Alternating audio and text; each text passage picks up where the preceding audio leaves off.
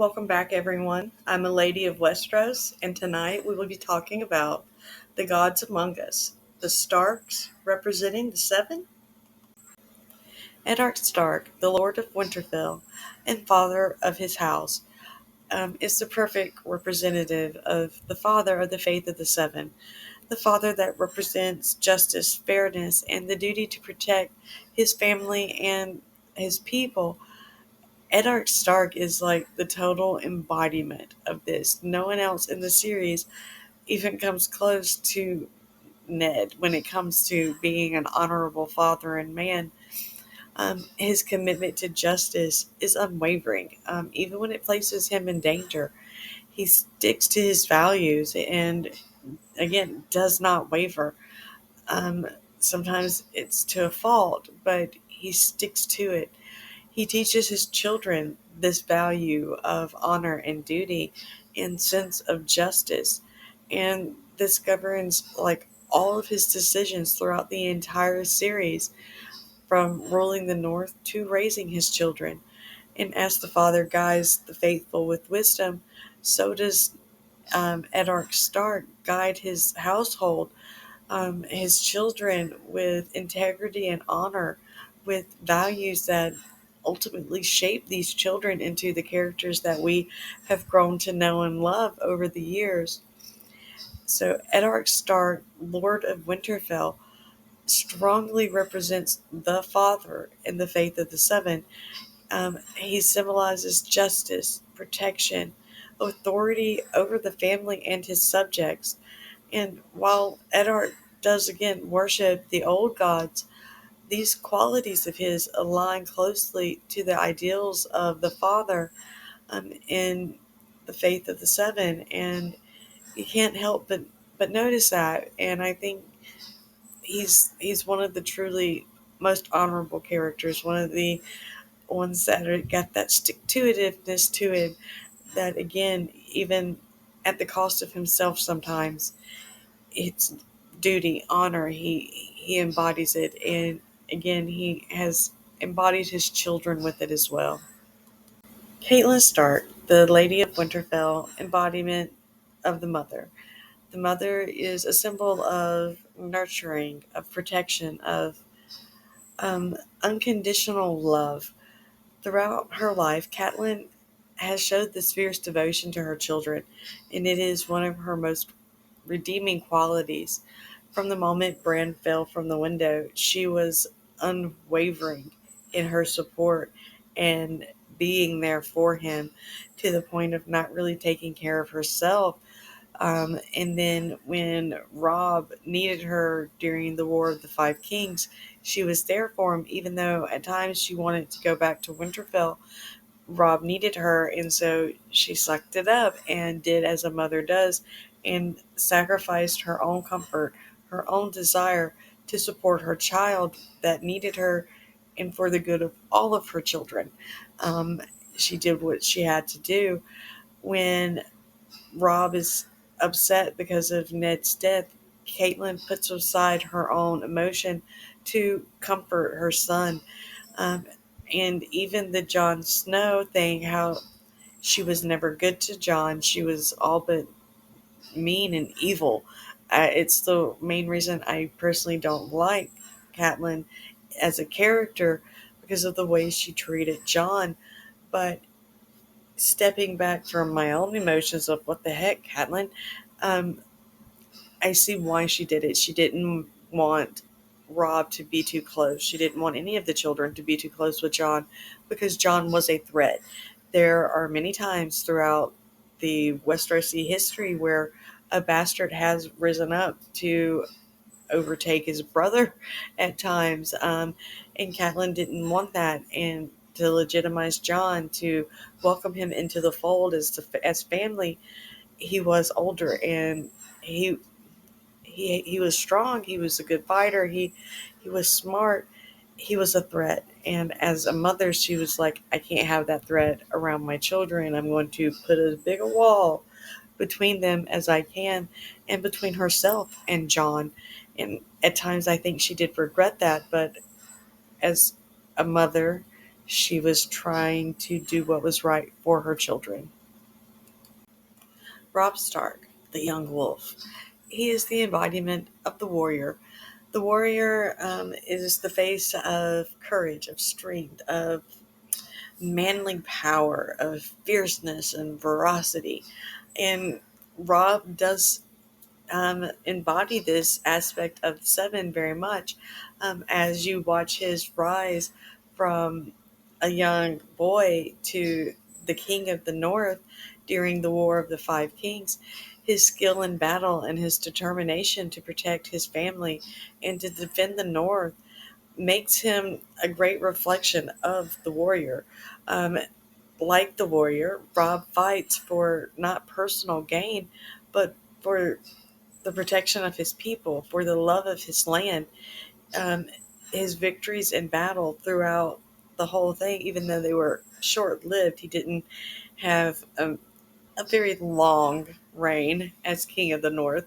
But during this time, the different battles that he was in, he used his mind. He used more than just brute strength um, to win these battles. And the warrior, even though, again, he is about ferocity, courage, strength, and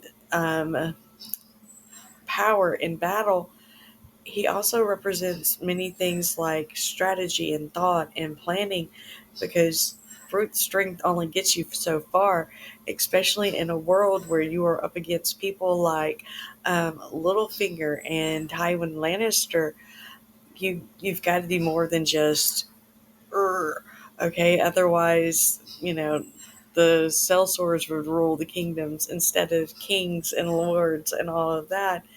But Robb, he lives up to this image of the warrior. Robb Stark embodies the warrior from the faith of the Seven through his roles in battle, in his role as a leader and as a protector.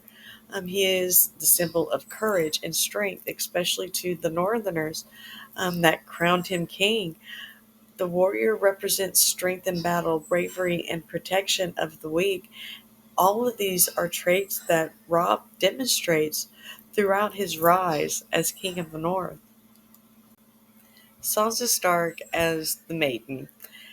No other in the Stark clan could represent the Maiden other than Sansa Stark. She starts her journey in the books and the show as an idealistic young girl dreaming of knights in shining armor and tournaments and roses in her hair and her golden lion. She is innocent, and that innocence is shattered as she witnesses the brutality of reality the of living in the capital and of what her golden lion really is like. So even though all of this transpires, it doesn't break her. She grows, she evolves, she changes, just like the maiden's journey from youth to womanhood. Sansa still retains that core value of empathy and of grace, and she may no longer be that sweet, innocent girl that left Winterfell, but her inner strength and purity of heart still does endure and is transformed her into a wise and very formidable character that has learned from the best from Cersei, from which Cersei's not the best, but she's learned from Cersei, she's learned from Littlefinger, she's learned from her experiences with her aunt in the Vale, her experiences with the Hound, and how looks can be deceiving, how you must see the whole picture. And like Littlefinger says, prepare for everything. As a woman, that's what you do. You try to prepare for everything, or at least I know I do. Try to see everything that's going down so that in the moment I'm ready for it to take care of my family and my friends and be ready. So with Sansa, she represents the maiden perfectly. Um, Sansa is a powerful representative of the maiden of the faith of the seven, who again symbolizes purity and innocence and the ideal of young womanhood. Throughout Sansa's journey, her growth from that innocent girl to a more mature, wise figure again mirrors the transformation many associate with the maiden, reflecting the theme of inner strength, of virtue, and of resilience. Arya Stark is the absolute embodiment of the stranger, much like with Sansa. Who else, right? No one else could be the stranger but Arya. Um, the stranger representing death and mystery and representing those that are on the fringes of society. Arya's journey through everything that leads her away from her family and into a world of death and vengeance.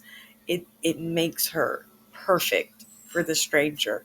Her time on the road with the Night's Watch trying to go north with Theory and the death that she sees there, the awfulness, the story of Willem. I can say his name, Willem. Okay, I love that scene with Yori and Arya picking up saying the names over and over and over like a prayer until she is able to mark those people off of her list. It's perfect. And then moving from that into Harrenhal and seeing the brutality of death, of torture, of the worst of what people can do in those kind of situations. And in the books, learning from Bruce Bolton, and in the show, learning from Tywin Lannister, differences there, both very interesting and awesome. I enjoyed both different versions. It again helped make Arya who she is and helped push her more into the world of death and vengeance, much like the stranger, who is not just a force of death. It's also the symbol of those who walk the path of uncertainty, of not knowing exactly what's going to happen next. And Arya, on her return to Winterfell, proves that even the most mysterious among us, they can come home through, though forever changed. No longer the innocent child that left Winterfell for the south with her father, with her little needle sword, and still innocent and untouched by the world, to turn into this character that is able to kill and maim with no problem, but she's still able to come home. Much like amongst the faith of the seven, this stranger is a representative of one of those aspects, so it is welcome back home always amongst the other aspects, the part of its family. So with Arya Stark embodying the stranger from the faith of the seven, it is a figure often again associated with death, the unknown, and again those that exist on the fringes of society, the outcast, the unwanted, the unwelcome. For the most, the stranger always welcomes you, um, he's always there ready to embrace you. But the stranger represents the mystery and the fearful aspect of life as well. The particular deaths, how's it going to happen? You don't know, but the stranger is always there. And it represents the transformation from life to the afterlife, that there is more to this world than just what meets the eye. Again, the mystery of it all. And Arya is very mysterious.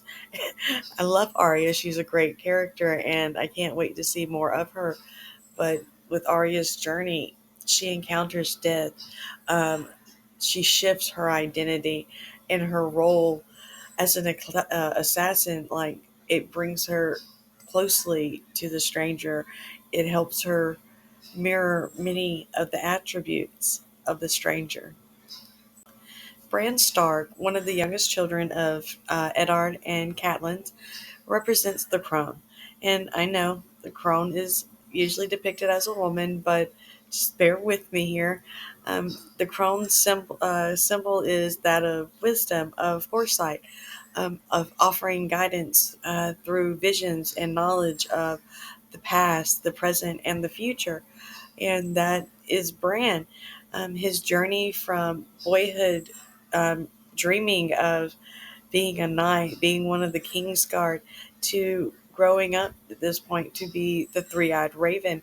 Um, it is the crone's path. His ability to see beyond time and space, to witness events that have been long forgotten, events that are yet to come. It mirrors the crone's wisdom, though he no longer sees the world as a Stark at the end of the show. At the end of the show, but Bran's knowledge and the insight now was able to shape the future of Westeros. So Bran Stark embodies the Crone, one of the seven aspects of the faith of the seven, who again represents wisdom, foresight, and guidance. And so while Bran is still young, his transformation into the three-eyed raven and his journey toward becoming a seer mirrors the ability of the crone. The crone holds the lantern to light the way forward, symbolizing wisdom and the ability to see beyond the present.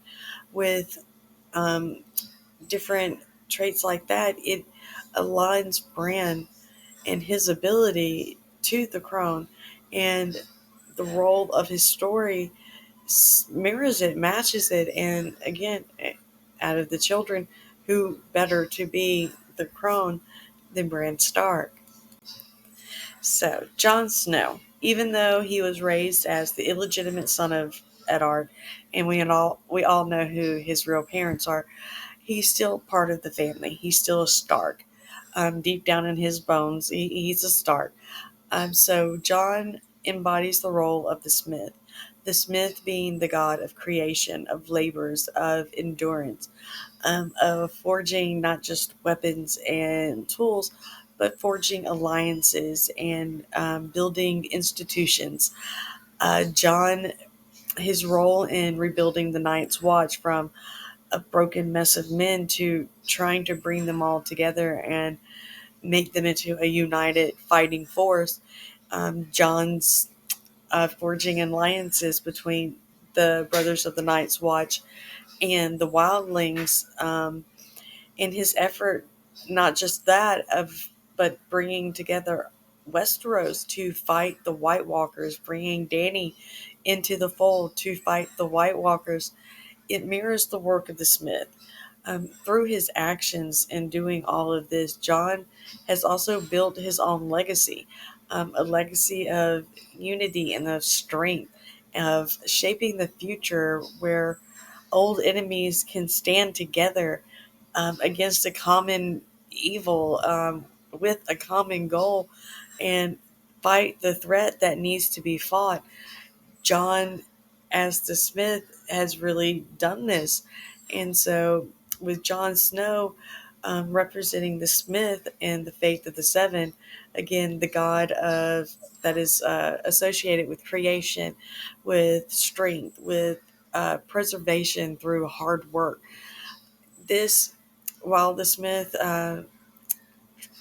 traditionally represents physical craftsmanship, like actually like making stuff. Um, Jon, he embodies the traits of the metaphysical, okay? The not the actual physical, but the metaphysical. And with that, he is able to be a leader. He is able to be resilient and dedicated to his work, to forging a future for Westeros after the threat of the long night has hopefully passed. Um, Not the show, but the books.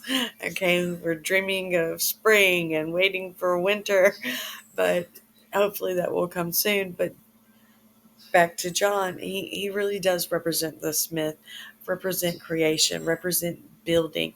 Um, He builds and he protects society. He combines his personal strength with his integrity that was again instilled by his father, the father, um, and it all aligns again with many qualities of the Smith.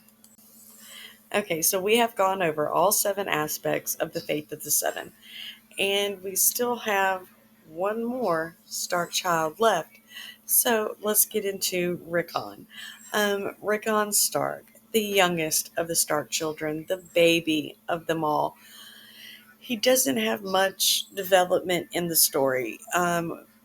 We have Rickon around with Shaggy Dog, but you don't get any POV character chapters to see insight into Rickon's mind, to see what he's thinking, what he's feeling. But I did not want to exclude him because he is part of the Stark clan, and I think if you bear with me, it does kind of work. So I think that Rickon represents the child aspect of the mother. Um, or in some cases I think of it as like the innocent, the untouched.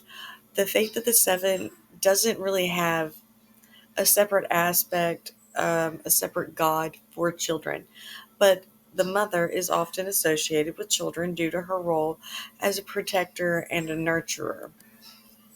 So in that context, Rickon's innocent and his wild nature, his being untouched by the responsibility or the weight that weighs down all of his older siblings, could align with the this perspective and the nurturing, protective, and the nurturing aspect of the mother, who safeguards the children, who keeps watch over the vulnerable. Rickon, in his youth and his untamed spirit, is a symbol of this raw potential of vulnerability that is often in need of protection in a world. In Westeros, in this world that is so very harsh, all of these different aspects of the faith of the seven of God has to have something to look over, and I think that is Rickon's aspect of the faith of the seven. He is the one that needs to be protected. He is that wild youth that is more abstract, is kind of an interpretation that aligns with his fierce and untamed nature, mirroring the unpredictability and the primal side of the Stark family, of people in general, the potential of when you are born, it's endless. You know, the possibilities are there, they're open, and again, those seven aspects of that one whole, that one God, looks over this innocent, looks over this wild youth as it grows from being the maiden to being the mother or father and a warrior or a smith, and ultimately growing to be wise like the crone, and then in the end meeting the stranger. I think it all ties in together, and with that, again, you can't leave out Rickon because I really think that he does embody that aspect of humanity within the seven. So the Starks may worship the old gods, they may totally follow the old ways, but in their lives, they do reflect many aspects of the faith of the seven. Eddard and his justice, Catelyn and her love for her children, Robb and his bravery on the field of battle and in life, and up to the moment of his death, Sansa and her grace, Arya and her mysterious dark ways, and again down to then Bran and his wisdom, and Jon and his strength, all wrapped up and tied into the baby Rickon and his innocence. Um, all of these traits connect them not only to their ancient faith, but to the faith of the seven faced gods as well that rule the South. So in this way, the Starks, they kind of stand as like a bridge between the old ways and the new, um, the tradition and change, how the world is forever shaping it, shaped by both, by tradition, by change, by the old and the new. So I hope you enjoyed this little quirky dive into the Starks being representatives of the Seven, even though we all know they are like major supporters of the old ways. So I hope you enjoyed, and don't think me too crazy for going down this little rabbit hole of the Starks and the gods among us. So, who do you think would best represent many aspects of the Faith of the Seven in A Song of Ice and Fire? If you would, share your thoughts below, and please remember to like, share, and subscribe. It totally helps out the channel, and we are small but growing. So, until next time, have a great night, and I hope you enjoyed. Bye.